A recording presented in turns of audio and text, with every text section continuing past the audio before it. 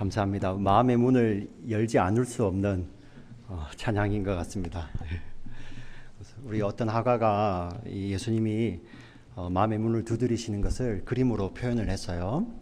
근데 예수님이 두드리시는 문은 밖에 손잡이가 없어요. 밖에 손잡이가. 그래서 안에 걸어 잠그면 안에서 열어주지 않으면 열 길이 없는 거예요. 그래서 예수님이 그 밖에서 안에서 우리 문을 열어줄 때까지 기다리는 거죠. 사실 이거 우리 어머니 아버지들은 우리 자녀들을 키울 때 자녀들이 문을 탁 걸어 잠궜을 때, 그죠? 그 마음을 알잖아요.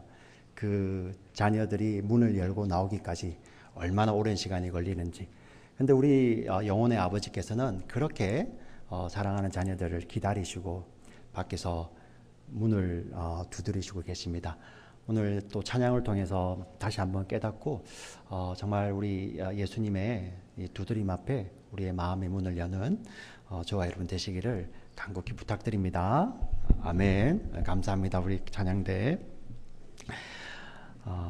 오늘 읽었던 본문 누가복음 7장에 예수님께서 한 어느 곳을 가십니다. 그곳의 이름은 나인이라 불리는 성입니다. 우리 나인이란 성은 지리적으로 조금 높은 곳에 있어요. 산비탈에 위치해 있는 자그마한 성입니다. 그런데 예수님께서 그곳을 무슨 이유인지는 우리가 알지 못하지만 예수님께서 그 길을 가십니다. 사실 이유가 있었습니다. 누군가를 만나러 가신 길이었죠. 예수님이 가시는 그 길에는 항상 제자들과 수많은 무리들이 예수님의 뒤를 따라서 그 길을 갑니다. 그래서 그 산비탈의 좁은 길인데 예수님이 올라가시는 길을 한번 상상해 보십시오. 수많은 무리들이 나인이라는 이 작은 곳으로 올라가고 있습니다. 참 장관일 것입니다. 그런데 그 시간에 동시에 또 어떤 일이 벌어지냐면은 예수님은 그 성을 가기 위해서 위로 올라가시는데 나인이라는 성에서는 또 한 무리가 나오는 거예요. 예수님을 따르는 사람들은 그 예수님이 주시는 기쁨 때문에 참 기뻐하며 얼마나 이게 환호하면서 올라가고 있었겠습니까? 우리 주님이 가신다. 그런데 나인에서 나오는 무리는 그와는 정반대되는 무리의 사람들이 나옵니다. 알고 보니 장례 행렬입니다. 장례 행렬. 유대인들은 사람이 이렇게 돌아가시거나 죽게 되면 이 시신을 그날 바로 매장을 해야 됩니다. 예, 마침에 아침에 돌아가시든 오후에 돌아가시든 저녁에 해지기 전에 그 시신을 매장을 해야 돼요. 만약에 이제 해지고 나서 돌아가시게 되면은 그 다음 날까지 물론 기다리게 되겠지만 해지기 전에 이렇게 장례가 일어나면은 그를 매장을 합니다. 지금 그 장례 행렬이 나인이라는 성에서 나오고 있습니다. 근데 누가복음 오늘 본문에 보니 그 관에 누워 있는 사람은 과부의 독자라고 이야기를 합니다. 사실 유대인들의 관은 우리가 생각하는 이 뚜껑 있는 관이 아니에요. 여러분 이 들것 같은 거 있죠, 그죠? 스트레처, 들것 같은데 우리 시신을 세마포로 둘둘 말아서 그 위에 올려서 이렇게 나오고 있는 길입니다. 자세하게 설명은 하는데 이는 한 과부의 독자라고 합니다. 성경은 또 아이라고 하고 청년이라고 이야기를 합니다. 여러분 한번 좀 상상을 해보시면 좋겠습니다. 생각을 해보시면 좋겠습니다. 남편을 먼저 잃고요. 어린 아들을 혼자 기릅니다. 네. 네, 우리 장로님 들어오시면 위급 상황인 거예요. 저를 보시고 자, 아마 식사 문제로 그렇겠죠. 아마 맛있는 식사를 준비하시기 위해서 그런 것 같습니다. 네, 제가 잊어먹었어요. 네. 네. 어디까지 갔죠? 네? 예, 될 것의 과부. 예, 정말 위급 상황 같습니다. 우리 권사님. 네. 네. 과부가 아이를 키웁니다. 지금 사실 우리 미국 같은 시대는 그래도 사회 보장이 좀 되어 있잖아요. 그래서 소셜 시큐리티도 있고 어찌 살 겁니다. 근데 여러분 지금보다 2000년 전입니다. 지금도 팔레스타인 지역은 가난한데요. 2000년 전에 팔레스타인 지역은 여러분 로마 식민지였습니다. 예, 얼마나 가난했겠습니까? 거의 그 자료를 보면 95% 이상이요. 그날 하루의 끼니를 걱정하던 사람들이 팔레스타인에 있었다고 합니다. 나머지 5%는 그래도 예루살렘에 있었겠죠. 그죠? 그 나인이라는 성은 굉장히 가난한 곳입니다. 예. 자, 거기에서 과부가 되어서 아이를 키웁니다. 자기 하루의 끼니를 이렇게 책임지는 것도 굉장히 힘든 시기에 어린 아들 혼자 이렇게 키우는 것은 굉장히 어려운 일이고 모진 고통이고, 때로는 여러분 또 유대인들은 과부에 대해서 그렇게 썩 좋게 반응하지 않았습니다. 많은 수모를 견뎌내야 했을 것입니다. 그런데도 이 젊은 여인은 그 아들, 그 아이가 자라가는 모습을 보며, 그래도 아이가 씩씩하게 자라가는 모습을 보며 힘을 내고 기운을 차리며 이렇게 아이를 양육을 했을 것입니다. 어떻게 보면 그 어머니에게 그 아이는 전부였을 것입니다. 그런데 그 아이가 지금 이제 죽음을 맞이한 거예요. 그리고 그 들것 위에 아이가 차디찬 죽음이 되어서 똘똘 말려서 나가고 있습니다. 여러분, 그 길이 또 어떤 길입니까? 몇 해 전에 아이의 아빠를 먼저 보내는 길이었죠. 그곳에서 아이의 손을 붙잡고 가며 울면서 얼마나 울었겠습니까? 그 아이와 함께 그 아버지를 그리며. 근데 그 아버지를 보내고 그 아이 하나밖에 없는데 이제는 그 아이마저도 차디찬 죽음이 되어서 그 길을 가고 있습니다. 이 어머니가, 이 여인이 겪어야 될 여러분 절망, 이 슬픔, 우리가 어떤 말로 설명할 수 있겠습니까? 하늘이 무너진다, 가슴이 찢어진다, 이러한 표현도 수사적 표현일 뿐이지 그 여인을 우리가 다 표현할 수 없겠죠. 네, 정말 불쌍합니다. 오늘 본문에 보니 이 여인을 보고 예수님이 불쌍히 여기십니다. 사실 우리 사람들도 어려움을 당하거나 슬픔을 당한 사람들을 보게 되면 마음에 긍휼함이 생겨나고 불쌍히 여김이 있죠. 하나님 주신 마음이에요. 그들을 불쌍히 여기는 마음, 그들을 긍휼한 마음이 생깁니다. 예수님께서도 마찬가지로 이 여인을 보시고 불쌍히 여기시는데, 예수님이 불쌍히 여기시는 것은 저와 여러분 같이 이 부족한 사람들이 잠시 던지는 동정심이라든지, 동정심은 던지지만 아무것도 할 수 없는 우리와 같은 그러한 불쌍히 여김이 아니십니다. 네, 어떤 불쌍히 여기심이냐면은 하늘의 아버지 하나님, 그 전능하신 하나님께서는 하나님 당신의 백성들을 불쌍히 여기세요. 예, 죄로 깨어진 우리 영혼들을 불쌍히 여기시고요. 이 죄로 오염된 세상 가운데서 상처 입은 우리 마음을 불쌍히 여기십니다. 그리고 죽을 수밖에 없는 우리의 몸뚱아리를 우리 주님께서는 불쌍히 여기십니다. 그 불쌍히 여기신 주님이 불쌍히 여기실 뿐만 아니라 그분은 우리의 영혼을 지으신 분이시고 우리의 마음을 지으신 분이시고 우리의 육체를 지으신 창조주이시죠. 그 창조주가 이제 깨어진 우리의 영혼과 상처 입은 우리의 마음과 우리 죽을 수밖에 없는 우리 육신을 구원하시기 위해서 이 땅에 오신 구원주세요. 그분이 바로 예수님이십니다. 이 예수님을 보게 되면 하나님 아버지가 저와 여러분을 얼마나 불쌍히 여기시는지 우리는 알게 되는 것입니다. 또 중요한 것은 하나님은 저와 여러분을 불쌍히 여기기를 원하십니다. 그렇기 때문에 저와 여러분의 기도 제목이 우리가 이렇게 기도하지 않습니까? 아버지 하나님, 우리를 불쌍히 여겨 주시옵소서. 여기 남자분들 계실 것입니다. 누가 나를 불쌍히 여기는 거 싫어하시는 분들 계실 거예요. 왜 나를 불쌍히 여기냐? 예, 나는 그런 동정받는 것이 원하지 않는 그런 강인한 남자들도 계실 것입니다. 근데 여러분 잘 아셔야 됩니다. 우리 인생은, 저와 여러분, 우리 인생은 이 하나님의 불쌍히 여김을 받아야 하는 것입니다. 불쌍히 여김 받는 자 살아납니다. 여러분 믿습니까? 예. 우리 하나님께서는 우리 인생들 향하여서 불쌍히 여기시고 그 불쌍히 여기신 하나님이 이 땅에 오신 분이 바로 몸을 입고 오신 예수 그리스도십니다. 이 예수님께서 이 아이를 잃은 이 과부 어머니를 불쌍히 여기십니다. 오늘 13절 보여주시겠습니까?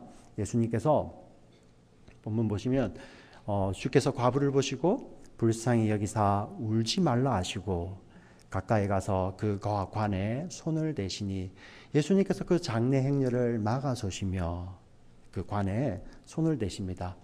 유대인들은 관에 손을 대지 않습니다. 유대인들은 어떠한 생각을 가지고 있냐면 이 사람이 죽게 되면 이 사람을 죽게 한 근원적인 죄가 있는 거예요. 여러분 잘 이해하셔야 됩니다.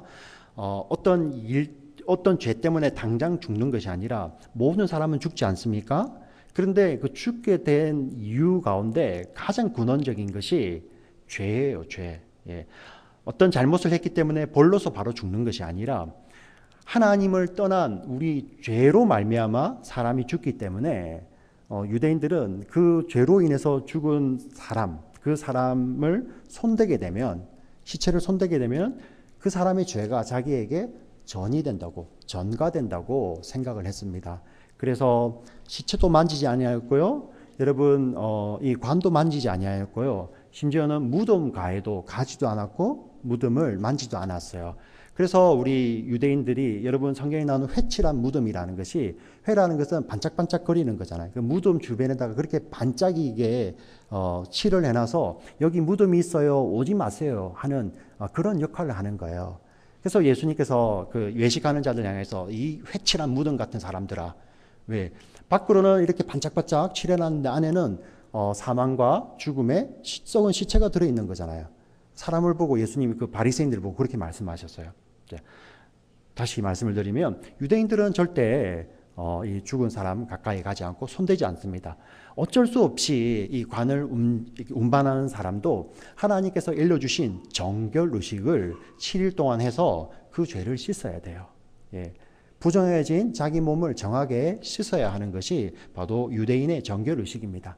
그런데 예수님이 거기에서 막아서시며 손을 대시는 것입니다. 여러분 한번 잘 생각해 보십시오. 왜 유대인들이 그렇게 죽은 자에 가까이 가지 않았고 왜 그랬을까요? 이유는 분명합니다. 어느 누구도 그 죄와 죽음의 문제를 해결할 수 있는 사람이 없는 거예요. 예. 유대인들, 우리 사람들에게 이 죄와 죽음의 문제는 내가 피해야 될 문제고 피하고 싶은 문제이지 스스로 그것을 해결할 수 있는 사람이 없습니다. 여러분 이 자리에서 어느 누가 자기의 죄를 스스로 해결할 수 있고 자기의 생명을 스스로 연장할 수 있습니까? 예. 죽음은 피하고 싶은 것이지 해결할 수 있는 문제가 아닌 거예요. 스스로. 예.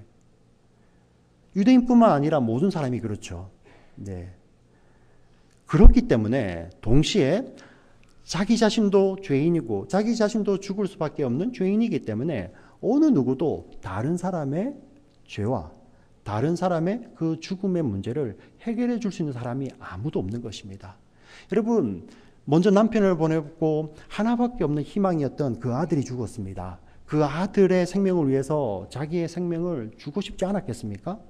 여기 우리 부모님들 계시잖아요. 사랑하는 자녀들을 위해서 그 자녀들이 만약에 살 수 있다면 자기의 생명을 주지 않을 부모님이 이 자리에 어디 계십니까? 예. 그런데 우리가 줄 수 없잖아요. 안타깝게도. 우리 자녀가 죄 문제로 고민하는데 그 죄 문제를 해결해 주고 싶지 않은 사람들이 어디에 있습니까? 예.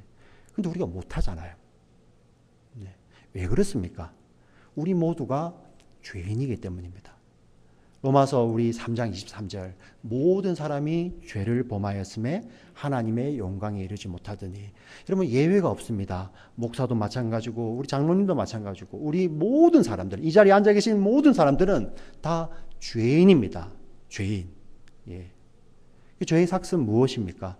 우리 로마서 6장 23절에 보시면 죄의 삭은 사망입니다. 사망. 그래서 여러분 에베소서 2장 1절을 보시면 허물과 죄로 죽었던, 이미 죽었던 우리라고 성경은 이야기를 하십니다. 스스로 자기의 죄와 사망의 문제를 해결할 수 없고 어떤 다른 사람의 그 문제도 해결해 줄 수가 없는 거예요. 아무도 없습니다. 그때 예수님이 이 땅에 오신 이유는 그 죄와 사망의 문제를 해결하시기 위해서 예수님이 이 땅에 오시는 것입니다. 예수님은 완전하신 하나님이셨습니다. 하나님이십니다. 그 완전하신 하나님이 사람들의 죄와 사망의 문제를 해결하기 위해서 완전하신 인간이 되셨습니다. 완전하신 하나님이 우리 사람들의 죄와 사망의 문제를 해결하기 위해서 이 땅에 오신 완전하신 인간이, 완전하신 사람, 그분이 바로 예수님이세요. 예수님. 이분만이 저와 여러분의 죄와 사망의 문제를 해결할 수 있는 것입니다. 여러분 믿으십니까? 예. 이 예수님의 우리는 불쌍히 여김을 받아야 되고요. 이 예수님의 만져주심을 우리는 기다려야 하는 것입니다. 아멘. 예. 이렇게 아이도 그죠? 이 아멘으로 하다 봐는 아멘. 네. 정말 감사합니다, 우리 아이. 네. 자, 그리고 이 예수님께서 불쌍히 여기시고 그 관에 손을 대시며 이렇게 말씀하십니다. 청년아, 일어나라. 청년아, 내가 내게 명하노니 일어나라. 생명의 주인이신 예수님께서 그 죽은 자 아이를 살려주십니다. 그래서 어떤 일이 벌어집니까? 우리 15절, 우리 오늘 본문 보여주세요. 죽었던 자가 일어나 앉고 말도 하거늘 예수께서 그를 어머니에게 주시니. 참 이 놀라운 표현이지 않습니까? 그냥 아이가 살아났다는 표현으로 끝이 나는 것이 아니라 그 아이가 살아났는데 예수님께서 그 살아난 아이를 어머니에게 주신 거예요. 여러분, 그 독자를 잃었다가 다시 아이를 생명을 얻게 된 그 어머니의 기쁨을 한번 생각해 보십시오. 이 천하에 어떤 것을 가져도 다이아몬드 10캐럿을 가진다고 해도 그 기쁨이 되겠습니까? 세상에 어떤 것, 세상에 어떤 것도 비교할 수 없는 천하보다 귀한 아들의 생명을 대신 돌려받았던 그 어머니의 기쁨을 한번 생각해 보십시오. 예수님이 이 땅에 오신 이유는 바로 이 기쁨을 회복시켜 주시기 위해서예요. 사랑하는 성도 여러분, 우리 그 어머니가 그 아들과 이 땅에서 다시 누렸을 그 생명의 재회의 기쁨은 사실 우리가 생각해 보면은 길어야 수십 년일 것입니다. 우리가 100년을 살지 못하기 때문에요. 근데 그렇게 기뻐하지 않습니까? 예수님께서 이 생명을 살리심으로 말미암아 그 어머니에게 기쁨을 가져다 주셨죠. 우리는 이 그림을 통해서 사실 진짜를 볼 수 있습니다. 진짜를 볼 수 있어요. 하늘에서 그 전능하신 하늘 아버지가 당신의 자녀들의 생명을 보시고 당신의 자녀들이 생명을 잃어버리고 죄로 말미암아 생명을 잃어버리고 죽어 있는 그것을 보시고 안타까워하는 그 하늘 아버지에게 우리 예수님이 이 땅에 오셔서 어떻게 하십니까? 오늘 이렇게 말씀으로 말미암아 그 자녀를 다시 어머니에게 돌려주셨던 그 예수님은 이제 하나님의 말씀을 따라 이 누가복음 7장의 사건이 있은 후 1년 정도 지나지 않아서 그 예수님은 골고다에 오르게 되십니다. 골고다에 올라가셔서 십자가에 올라가시죠. 거기에서 예수님은 우리 인류의 하나님의 백성들의 모든 죄를 다 짊어지시고 예수님이 거기에서 당신이 죽으심으로 그 죄의 대가를 다 치르시게 됩니다. 놀랍지 않습니까? 우리가 지었던 죄이고 저와 여러분이 지었던 죄인데 예수님께서 그 죄를 대신 짊어지시고 그 죄값을 다 치르세요. 그리고 예수님 자신 속에 계셨던 그 영생의 생명, 그 영생의 생명을 그 죄인들을 위해서 다 나누어 주십니다. 바꾸시는 거예요. 우리가 담당해야 될 이 죄의 무게들, 죄의 결과들, 죄와 사망, 이것을 예수님이 친히 다 가져가시고 예수님이 다 치르시고요. 그 예수님은 우리에게 당신의 생명을 값없이 주시는 것입니다. 그렇게 하여서 하나님의 백성들, 하나님의 자녀들을 살려내시는 거예요. 이게 복음입니다. 이렇게 살려내신 그 하나님의 자녀들을 하나님께 예수님이 다시 드리는 거예요. 돌려드리는 것입니다. 이 자들을 향해서 성경이 하나님의 자녀들이라고 이야기하는 것입니다. 여러분, 이렇게 예수님이 그 하늘의 하나님이신 예수님이 오셔서 자기의 생명을 내어놓으심으로 죄값을 치르시고 다시 사신 이 예수님, 이 생명으로 우리는 지불되었잖아요. 여기에서 우리를 끊어낼 자가 어디에 있겠습니까? 예. 하늘 아버지는 어떻습니까? 저와 여러분을 자녀 삼으시기 위해서 자녀된 저와 여러분들이 죄와 이 죄로 말미암아 죽었잖아요. 그 죽어버린 이 자녀들을 살리시기 위해서 당신의 하나뿐인 독생자의 생명을 지불하신 그 하나님의 사랑에서 누가 끊어낼 수 있겠습니까? 저와 여러분이 거기에 무슨 보탬을 냈습니까? 예. 너의 노력에 내가 이것을 더해주겠다. 성경이 그러지 않습니다. 우리는 죽었던 자들이잖아요. 예. 오늘 관이에 누워있던 독자가 무슨 일을 할 수 있었습니까? 아무 일도 할 수 없었잖아요. 그냥 예수님의 말씀을 따라 살아난 것뿐입니다. 저와 여러분 마찬가지입니다. 죄와 허물로 죽었던 우리들인데 예수님께서 오셔서 당신의 생명을 지불하심으로 말미암아 우리를 살려내시고 저와 여러분을 하나님 아버지께 드리신 거예요. 예. 그 자들이 하나님의 자녀들입니다. 이 생명의 자녀들의 보증으로 그 자녀들의 영혼 가운데 성령이 오시는 거예요. 성령이 오셔서 이는 하나님의 자녀들이다 하고 인치시는 것입니다. 그래서 지금 이 자리에 앉아 계신 분들, 여러분들은 내가 내 발로 이렇게 걸어왔고 내 발로 예수 믿은 것, 내 입으로 예수 믿는다고 고백한 것 같지만 여러분들 한 분 한 분은 이 성삼위 하나님이 창세전부터 계획하시고 그것을 이루시기 위해서 하나님은 아들을 보내시고 아들은 이 땅에 몸을 입고 오시고 완전하신 하나님이 완전한 인간으로 오셔서 당신의 생명을 지불하시고 십자가에서 죽기까지 복종하시고 사셔서 우리를 다시 돌리고요. 하나님께 돌려드리고 이것의 보증으로 성령이 오신 그러한 귀한 자들이에요. 하나님이 저와 여러분을 도매금으로 취급하지 않습니다. 한 분 한 분을 귀하게 여기시는 거예요. 오늘 우리 찬양 가운데 나왔잖아요. 그죠? 세상의 그 모든 경리 이름보다도 비할 수 없는 어버볼 그 예수님이 버리시잖아요. 나를 생각하시면 and thought of me above all. 바로 그거예요. 이 놀라운 하나님의 사랑 가운데서 누가 나를 끊어낼 수 있겠습니까? 우리의 환경이요, 우리의 어려운 힘든 일들이요, 심지어 죽음까지도요. 이 땅에서 이제 우리가 주님 오시기 전에 하나님의 부름을 받을 자도 있을 거예요. 이 자리에.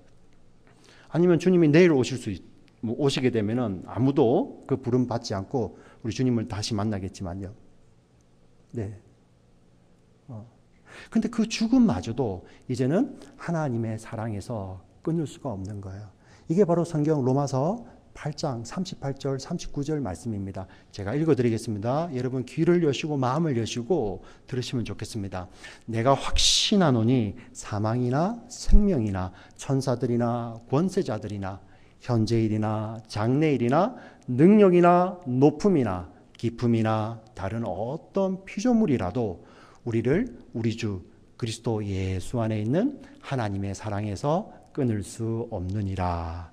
아멘. 아멘. 이게 우리의 정체성이에요. 이게 우리의 정체성입니다. 죽었던 자였는데 이 예수님께서 자기의 생명을 지불하시고요. 그래서 하나님께 드리셨어요. 하나님은 그게 기쁨이셨습니다. 그 영원한 기쁨에서 이제 우리를 빼앗아 갈 자가 없는 거예요. 왜? 그 예수의 영이시고 하나님의 영이신 성령이 우리 속에 오셔서 그냥 인을 친 거예요. 인을 친 거. 지난번에 어떤 목사님이 이렇게 이야기하셨죠. 여러분 H마트 가셔서 쌀 사보셨습니까?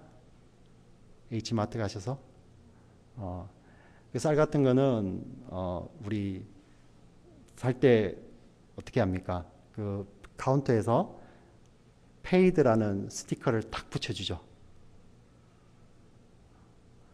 아틀란타 한 번도 안 가보셨습니까? 저만 너무 자주 다녀온 사람처럼. 그 페이드라는 그 스티커가 붙기 전에는 제가 가지고 나올 수 없어요. 예.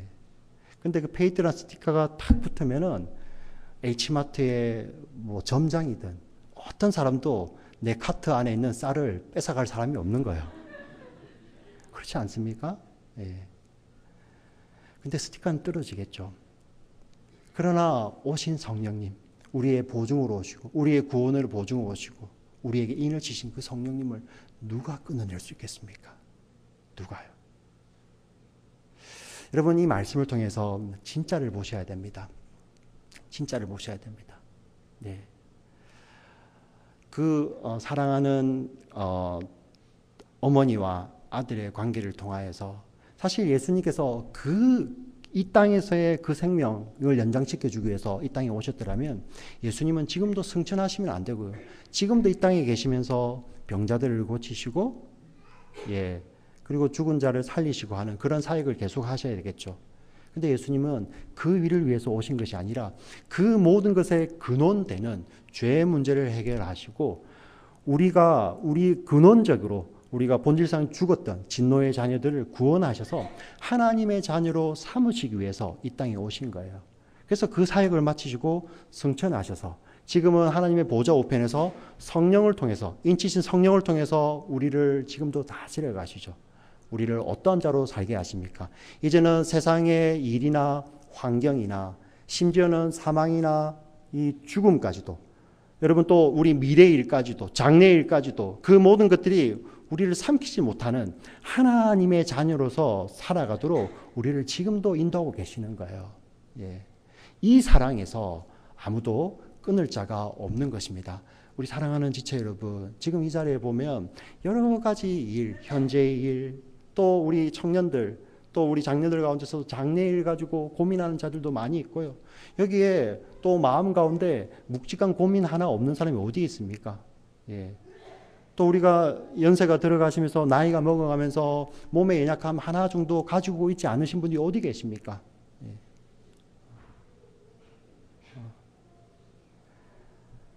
근데 예수님께서 이렇게 주신 그 생명으로 말미암아, 그리고 하나님께서 우리를 책임지시는 사랑으로 말미암아, 성령이 오셔서 우리를 인도하시는 그 능력으로 말미암아 이 모든 문제들을 문제로 여기지 아니하고 오히려 넉넉히 이기며 사는 것이 바로 성도의 삶인 것입니다. 사랑하는 지체 여러분, 저와 여러분을 예수님께서 이러한 하나님의 자녀로서 영원히 기쁨을 누리는 그 자리로 우리를 초청하시고 그 일을 위해서 우리를 이미 사셔서 하나님께 드리셨습니다. 이것을 기억하시고 오늘 하루하루 이렇게 살아가는 삶의 현장 가운데서 때로는 피곤하고 때로는 너무 힘들고 지치고 언제 이 일이 끝날까? 하나님, 이 현재 일은 언제 해결됩니까? 그리고 내가 지금도 이 장래일 가운데 내가 이렇게 실체를 모르는 두려움, 이거는 언제 끝이 납니까? 예. 우리 이 땅에서 사실 답이 없는 거예요. 예. 여러분, 문제 하나 해결되면 또 다른 문제가 기다리고 있지 않습니까? 하나님께서는 그 문제를 해결하시는 것이 목적이 아니라 우리 안에 있는 생명으로 말미암아 그 문제를 뛰어넘는 하나님의 사랑과 능력으로 저와 여러분을 살기를 소망하시는 것입니다. 여러분 믿습니까? 예, 우리 안에 오신 이 성령께서 이를 반드시 이루시고 보증하셔서 저와 여러분을 그 아버지와 함께 영원히 기쁨을 누리는 그 사랑의 나라로 반드시 우리를 인도하시고 우리를 드릴 것을 믿습니다. 이 은혜를 누리시며 하루하루를 승리하시는 저와 여러분 되시기를 주의 이름으로 간절히 축원합니다. 아멘. 살아계신 하나님 아버지, 정말 감사합니다.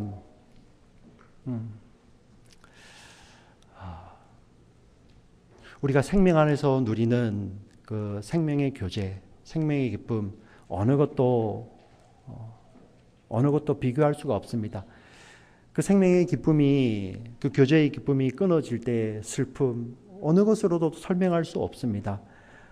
우리 예수님께서 이 땅에 오셔서 우리에게 생명을 주시고 이제 영원히 하나님의 자녀로서 하나님이 주시는 사랑과 기쁨 안에서 살 수 있도록 우리를 구원해 주시고 우리를 하나님께 드리신 우리 예수님께 정말 감사를 드립니다.